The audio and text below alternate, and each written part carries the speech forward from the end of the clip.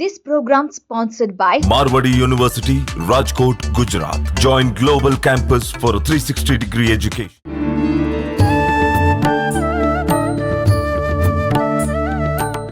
నమస్కారం, welcome to I dream. ధర్మ మార్గం కార్యక్రమానికి స్వాగతం. నేను మీ విజిత. ప్రస్తుతం మనతో పాటు ఉన్నారు ప్రముఖ జ్యోతిష్యులు, స్మార్థ పండితులు శివశ్రీ గజానంద స్వామీజీ మనతో పాటు ఉన్నారు. ఇప్పుడు వారితో మాట్లాడి మనకున్న సందేహాలన్నింటినీ నివృత్తి చేసుకుందాం. నమస్కారం అండి. నమస్తే అమ్మ. శ్రావణ మాసంలో ఆడవారందరూ కూడా వరలక్ష్మి అమ్మవారి వ్రతం అనేది జరుపుకుంటూ ఉంటున్నారు. మరి ఆ వ్రత విశిష్టత, వ్రత పూజా విధానం ఏ విధంగా ఉండాలి తెలియజేయండి. ఇప్పుడు మనకి శ్రావణ అంటే పౌర్ణమి ముందు శుక్రవారం వచ్చేదాన్ని మనము వరలక్ష్మి వ్రతం చేసుకుంటాం. అయితే అది ఎలా చేసుకోవాలి అని అంటే దాని విశిష్టత ఏంటి అని అంటే వర అంటే శ్రేష్టమైనది వర అంటేనే. కాబట్టి అమ్మవారు చాలా విశేషంగా ఫలితాలు ఇస్తుంది. ఎలా ఇస్తుంది అని అంటే మామూలుగా మనకు వరం విద్య లేని వాళ్ళకి విద్య, జ్ఞానం ఏ పూజ చేసినా రాదు, కానీ జ్ఞానం వస్తుంది. జ్ఞానం వచ్చింది అనుకోండి ప్రతిదీ కూడా మనము సాధించగలుగుతాం. జ్ఞానంలో ప్రతిదీ ఉంది కాబట్టి జ్ఞానం వస్తుంది. అలా మనకి సంతానం లేని వాళ్ళకి సంతానం కలుగుతుంది. ముఖ్యంగా వివాహం కాని వాళ్ళకి వివాహం అవుతుంది. ఇలా మనకి ఉద్యోగం, ముఖ్యంగా ఉద్యోగం రాని వాళ్ళకి ఉద్యోగం వస్తుంది. వరాలు అందించే వరలక్ష్మి కాబట్టి ఎంత మొత్తం వరంలోనే ఉంది, మొత్తం వరాలు అందిస్తుంది. ఏ వరం కోరినా సరే ఇస్తుంది. అది కూడా మన స్తోమతిని బట్టి వరం కోరాల్సి ఉంటుంది అనేది గుర్తుపెట్టుకోండి. కోరిక కోరడం కూడా ఆలోచించుకొని కోరాలి. మన స్తోమతిని బట్టి మనం కోరాలి. ఏది పడితే అది కోరితే అది అవ్వదు. కాబట్టి మనకు స్తోమత ఏముంది, నీకేమేమి కావాలి. ఏ జాతకంలో అయినా సరే మనం ఒక టైం ఉంటుంది, ఒక దశ అనేటటువంటిది ఉంటుంది. ఎందుకని అంటే ఇప్పుడు సపోజ్ మన టైం బ్యాడ్గా ఉంది, అన్ని బ్యాడ్గానే నడుస్తాయి. ఒక్కసారి మీరు ఆలోచించుకోండి, మీ దాంట్లో మీరే వెనక్కి వెళ్ళి ఆలోచించుకోండి. బ్యాడ్గా నడిచే టైంలో అన్ని బ్యాడ్గానే అవుతాయి. ఒక డే బ్యాడ్ ఉందంటే మొత్తం ఇక్కడ బ్యాడ్ అయింది అక్కడ కూడా బ్యాడ్ జరుగుతుంది. అలా మనకు మొత్తం వెళ్తూనే ఉంటుంది. ఒక్కరోజు పాజిటివ్ జరిగిందనుకో మొత్తం ఆ రోజంతా కూడా బాగా జరుగుతుంది. వరాలు అందిస్తుంది. కాబట్టి ఎలా చేయాలి అని అంటే అమ్మవారి పూజలా అని ఉంటుంది, కానీ ఇది ఈశాన్య భాగంలో చేయాలి. అంటే ఈశాన్యం అంటే తెలుసు కదా, ఈశాన్య మూలాన అక్కడ పీఠం ఏర్పాటు చేసుకోవాలి. అక్కడ చక్కగా తుడుచుకొని ఇల్లంతా కూడా శుద్ధి చేసుకొని అమ్మవారికి అది చెయ్యాలి ఇది చెయ్యాలి అని ఏం అవసరం లేదు. అమ్మవారికి భక్తి ఉంటే చాలా ఉంటుంది అమ్మవారు. కాబట్టి ఎంత భక్తి ఉంటుందో అంత ఫలితం ఉంటుంది. నాకు భక్తితో చేస్తే సరిపోతుందని చెప్తుంది. కాబట్టి అక్కడ పీఠం ఏర్పాటు చేసుకొని ఒక వస్త్రం పరిచి దానిపైన బియ్యం పోసుకొని అమ్మవారిని గణపతి పూజ చేసుకోవాలి. వరలక్ష్మి పూజ కూడా అలానే ఉంటుంది. అలా చేసుకున్న తర్వాత ఏ పూజ చేసినా సరే గణపతి పూజ చేయాలి. గణపతి పూజ ముఖ్యంగా చేసుకున్న తర్వాత అమ్మవారికి చేయాలి. ఈశాన్య దిశలో పెట్టేసుకొని అమ్మవారికి 9 పూలతోని తోరాలు కట్టుకొని అమ్మవారి దగ్గర పెట్టాలి. అలా పెట్టుకోవాలి. 9 లేదా 5 అయినా సరే చేసుకోవచ్చు, మళ్ళీ డౌట్గా ఉండొద్దు. అలా పెట్టుకున్న తర్వాత అలా అమ్మవారికి ధూప దీప నైవేద్యాలు అన్ని కూడా సమర్పించవచ్చు. సమర్పించిన తర్వాత నైవేద్యాలు హారతి ఇవ్వాలి. తర్వాత ప్రదక్షిణలు చేయాలి. చివరికి ఉద్వాసన కూడా పలకాల్సి ఉంటుంది. అది ఎలా చేయాలి అని అంటే ఒక మంత్రం ఉంది దానికి కూడా. అంటే ఇట్లా మనం ఇప్పుడు ఏ పూజ చేసినా సరే ఈ మంత్రం గుర్తుపెట్టుకోండి. అంటే ఏ పూజ చేసినా సరే దాంట్లో ఏదైనా తప్పు జరిగితే ఆ తప్పు నాకు ఉండద్దు, అంటే చేసినటువంటి తప్పు కూడా నాకు రావద్దు, క్షమించు అని మనం ప్రార్థన చేసుకోవాలి. దానికి చిన్న మంత్రం ఉంటుంది. మంత్రహీనం క్రియాహీనం భక్తిహీనం గణాధిప యత్పూజితం యా దేవ పరిపూర్ణం తదస్తుతే. అలా మనకి కొన్ని ఇలాంటి మంత్రాలు చదువుకొని అమ్మవారిని కోరుకోవాలి. అలా ప్రదక్షిణాలు కూడా చేసుకోవాలి. అలా చేసుకున్న తర్వాత అమ్మవారి యొక్క వ్రతం ఉంటుంది. బ్రాహ్మణుడికి పిలుచుకుంటే ఇంకా మహాద్భుతం.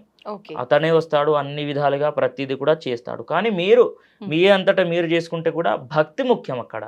అక్కడ ఎవరు చేస్తున్నారు అనేది ముఖ్యం కాదు, భక్తి ముఖ్యం. ఎంత మనస్సు పెట్టి చేస్తున్నారు అనేది ముఖ్యం. అమ్మవారు అదే చూస్తుంది, ఎంత మనస్సు పెట్టి చేస్తుంది అనేది చూస్తుంది. కాబట్టి మనస్సుతోని భక్తితోని కొంచెం లేట్ అయినా పర్వాలేదు, కానీ ముఖ్యంగా మనస్సు పెట్టి చేయాల్సి ఉంటుంది అనేది గుర్తుపెట్టుకోవాలి. కొంతమంది ఆడవాళ్ళు ఉంటారు, కలశం పెట్టుకుంటారు, అయినా బ్రాహ్మణుని పిలవరు, వాళ్ళకి వాళ్ళే చేసుకుంటారు. అలా చేసుకోవచ్చు? చేసుకోవచ్చు అమ్మా, తప్పకుండా చేసుకోవచ్చు. ఎందుకు చేసుకోకూడదు? ఏదైనా సరే ఇప్పుడు బ్రాహ్మణుడికి పిలిచేది ఎందుకు? చేయడానికి రాదు, మంత్రాలు ఉండవు, మనం చేసుకోలేము అనడానికి. ఇప్పుడు ప్రతిదీ చేయించాలి. అతను ఇంకొకటి అతను శుద్ధిగా ఉంటాడు, ప్రతిదీ కూడా పాటిస్తాడు, ఎలా నేర్చుకుంటాడు, మేమైనా సరే ఎలా నేర్చుకున్నాం, ఎంత కష్టపడి నేర్చుకున్నాం అవును. అనేది గుర్తుపెట్టుకోవాలి. కాబట్టి ఆ బ్రాహ్మణుడికి ఆ మంత్రాలతో శక్తి ఉంటుంది. ఎక్కడ ఏ మంత్రం చదవాలి అనేది మీకు తెలియదు కదా. అవును. కాబట్టి ఆ బ్రాహ్మణుడు చేయిస్తాడు, అలా చేయించుకోవాలి. కానీ ఇక్కడ మీరు తెలుసుకోవాల్సింది అదే, ఇక్కడ అమ్మవారు మంత్రాలు అవి ఇవి ఏం చూడదు, ఓకే. మనస్సు ఎంత పెడుతుంది. అందుకే కదా ఇంత అందరిది ప్రచారం అవుతుంది ఇది. అవునవును. కాబట్టి అది తెలుసుకోవాలి. ఎంత మనస్సు పెడితే అంత ఫలితాలు పొందుతున్నారు. చిన్న చిన్న వాళ్ళు కాదు, పెద్ద పెద్ద వాళ్ళే చాలా పెద్ద స్థాయికి ఎదిగిన వాళ్ళు ఉన్నారు ఈ వ్రతం చేసే. మరి ఫలితం కూడా వాళ్ళ హస్బెండ్లకు వాళ్ళకి వెళ్ళిపోతుంది, ఆటోమేటికల్లీ వెళ్ళిపోతుంది. ఎలా అంటే ఇప్పుడు సపోజ్ వాళ్ళు చేశారు వ్యాపారంలో అభివృద్ధి అవుతుంది, ఆటోమేటిక్ అభివృద్ధి అవుతూనే ఉంటుంది. కాబట్టి వాళ్ళు చేసుకుంటూనే వెళ్తారు, ప్రతి సంవత్సరం కూడా వెళ్తారు, ఇంకా ఇంకా ఎదుగుతూనే ఉంటారు. వీళ్ళేమో చేసుకునే వాళ్ళు ఇక ఏం చేయలేము, ఇక వాళ్ళు వేరే వేరే పూజలు ఉన్నాయి, ఎవరికి వాళ్ళు ఉంటాయి. కానీ ఇది మాత్రం మనసుతో చేస్తే మాత్రం వరాలు ఏదైనా సరే అమ్మవారు ఇవ్వాల్సిందే, ఏ వరమైనా సరే. కాబట్టి స్తోమతిని బట్టి మనం పూజ చెయ్యాలి మనస్సుతోని, ఏ వరమైనా సరే అమ్మవారు ఇస్తుంది అనేది గుర్తుపెట్టుకోవాలి. ముఖ్యంగా చాలా మంది సాయంకాల టైంలోనే ఈ వ్రతాన్ని ఆచరిస్తూ ఉంటారు. ఎప్పుడు ఏ సమయంలో ఆచరిస్తే బాగుంటుంది? సాయంత్రం పూట అంటే సాయంత్రం పూటనే అని అదే ఏం లేదు, బ్రహ్మముహూర్తంలో కూడా చేసుకోవచ్చు. సాయంత్రం పూట అని అంటే లక్ష్మీదేవి మన ఇంటికి ఆహ్వానిస్తుంది కదా, సాయంత్రం పూట చాలా మంది అంటారు కదా, ఇప్పుడు సాయంత్రం పూట తొందరగా గుడిచేయండి, లక్ష్మీదేవి వస్తుంది, లక్ష్మీదేవి వస్తుంది అని అంటూ ఉంటారు. కాబట్టి ఆ టైంలో వస్తుంది కాబట్టి మనం క్లీన్ చేసుకుని ఆ టైంలో చేసుకుంటే మంచిదని మనకి శాస్త్రం చెబుతుంది. ఆ రోజు ప్రత్యేకించి చాలా మంది కొన్ని రకాల నైవేద్యాలు 5 అని 9 అని ఇలా చేస్తూ ఉంటారు. అలా సంఖ్య ఇంపార్టెంట్ అంటే లేదు, 5 నైవేద్యాలు సరిపోతుంది భక్తితో. ఇక్కడ చేసేది నేను అంత చేసిన అమ్మవారికి ఏం తక్కువనా? ఇప్పుడు ఏదంటే అది అమ్మవారికి ఇష్టం కాబట్టి మనస్సుతోని మీ శక్తి ఎంత ఉంటుందో అంత చేయండి. కానీ ఒకటేసారి నేను మీద వేసుకొని భక్తితో చేయను అంటే అది కాదు. ఇప్పుడు ఏదైనా సరే మీరు అమ్మవారికి 100 రూపాయలు ఇచ్చిందా 10 రూపాయలు ఇచ్చింది చూడదు, మనస్సుతో ఎంత ఇచ్చింది అనేదే చూస్తుంది అమ్మవారు. కాబట్టి మీ శక్తిని బట్టి ఒక 5 చేయండి, కానీ మనస్సుతోని తృప్తిగా చేయండి. తృప్తిగా చేసి అమ్మవారికి పెట్టండి, పెట్టి మీరు తినండి, అదే నైవేద్యం. మళ్ళీ నేను ఆ రోజంతా ఉపవాసం ఉంటా అంటే కలవదు, అమ్మవారి దగ్గర ఉండాలి ఆ రోజు. ఓం వరలక్ష్మీ నమః, ఓం వరలక్ష్మీ నమః అనేటటువంటి ఈ మంత్రాన్ని ఎప్పుడైనా సరే ఆ రోజంతా కూడా చదువుకుంటూనే ఉండాలి. అమ్మవారి ధ్యానంలోనే ఉండాలి, వేరే వాళ్ళతో ఎక్కువగా మాట్లాడకూడదు, వేస్ట్ అయిపోతుంది మొత్తం. ఆ రోజంతా కూడా అమ్మవారి ధ్యానంలోనే ఉండాలి. ధ్యానం అమ్మవారి యొక్క నామస్మరణ చేస్తూనే ఉండాలి. ఉపవాసం అంటారా, ఉపవాసం ఒక పూట తినాలి, అమ్మవారికి నైవేద్యం పెట్టాలి. మార్నింగ్ పూజ చేయకుండా ఈవినింగ్ వ్రతం చేసుకునే వాళ్ళు తిని చేయొచ్చా? అలా లేదు, ఉపవాసం ఉండాలి వాళ్ళు. మళ్ళీ ఉపవాసం ఉండాలంటే నేను అలా చెప్పను. కొంతమందికి ఇప్పుడు పేషెంట్స్ ఉంటారు, వాళ్ళు కూడా చేస్తా అంటారు, నేను చేస్తా, ఎట్లా కూడా చేస్తా, నేను అభివృద్ధి అయ్యాను, నేను ఆ వ్రతం వల్ల ఎంతో నేను అభివృద్ధి అయ్యాను, ఇప్పుడు వదిలేస్తే మళ్ళీ నేను కిందికి వచ్చేస్తానని భయంతో ఉంటారు. కాబట్టి చేస్తా అంటారు. కానీ వాళ్ళు పేషెంట్స్ అయితే మాత్రం ఖచ్చితంగా తినాలి. అమ్మవారు అలా చెప్పదు, ఏ దేవుడు కూడా అలా చెప్పడు, నేను ఇలానే చెయ్యాలి, నేను తినకుండా చెయ్యి అని ఎప్పుడు చెప్పదు అనేది గుర్తుపెట్టుకోవాలి. ఎప్పుడైనా సరే మనం ఫస్ట్ మన ఆరోగ్యం చూసుకోండి, తర్వాత నన్ను చూడండి. ఏ దేవుడైనా సరే దాంట్లోనే అర్థం ఉంది. అలా చెప్తే అది దేవుడే అవ్వడు, రాక్షసులు అవుతారు. కాబట్టి దేవుడు ఎప్పుడైనా సరే నువ్వు తిను అని చెప్పడు, ఒకటేసారి తినకుండా ఉండు, నన్ను అలానే చెయ్యి అని చెప్పేసి ఘోరమైన చెయ్యి అని చెప్పాడు. బాడీ సహకరించకపోతే ఎలా, ఎందుకంటే ఎక్కువ తింటే ఏమవుతుంది అని అంటే మనము అక్కడ ధ్యానంలో ఉండమా. కాబట్టి మనం శరీరానికి తగ్గట్టుగా తింటే దాన్ని ఉపవాసం అంటారు. శరీరంలో ఎంత పడుతుంది అంత తినరు కొంతమంది. ఎలా అంటే నాకు ఇష్టమైంది ఇది ఎక్కువ తినేస్తూ ఉంటారు అనమాట, లాగేసేస్తారు ఎలా అంటే అలా. కాబట్టి అలా చేయొద్దు అనమాట. మనకి దానికి పద్ధతి ఉంది, విధానం. ఒక పూట తిని మిగతా పూటలు 2 పూటలు ఫ్రూట్స్, పాలు ఇలా స్వీకరించవచ్చు. ఘోరమైన తపస్సు కూడా చాలా ఘోరంగా చేస్తే కూడా చాలా మంది అంటూ ఎలా అంటే ఇప్పుడు పార్వతీదేవి చేసింది అలా మనకు ఘోరమైన చేయాలంటే ఎప్పుడు సాధ్యం కాదు. సాధ్యం కాదంటే మీరు చేయడానికి ట్రై చేస్తారు, ట్రై చేయడం కాదు. ఈ జనరేషన్ లో ఎలా చేయాలి అంటే దాన ధర్మాలు చేయాలి. ముఖ్యంగా అదే రోజున దాన ధర్మాలు చేయండి. వరలక్ష్మి పూజ చేశారు, మొత్తం చేశారు, తర్వాత చాలా మంది ఇవ్వద్దు అని అంటారు. ఆ రోజు సాయంత్రం పూట పూజ చేశారు అనుకోండి, రూపాయి బిల్ల అవి బయటికి అసలు ఏది కూడా పంపించద్దు, నెక్స్ట్ డే ఇవ్వాలి. మరి ఆ రోజు వాయనాలు ఇస్తాం ముత్తైదులకి, అలా అవి ఇచ్చు, అవి దానికి ఏం కాదు, అది ఇవ్వచ్చు. కానీ మనం ఇంటి నుంచి బయటికి శుక్రవారం కదా డబ్బులు ఇవ్వద్దు డబ్బులు బయటికి. ఇవ్వద్దు. మ్మ్. ఇంకొకటి ఇంట్లో నుండి లక్ష్మీదేవి వెళ్ళిపోతుంది కదా, అవునవును. అలా వెళ్ళకూడదు, ఓకే. అది తప్పది. మ్మ్. అలా కొన్ని ఉన్నాయి, ఓకే. అలా అవన్నీ పాటించాల్సి ఉంది అసలు. మ్మ్.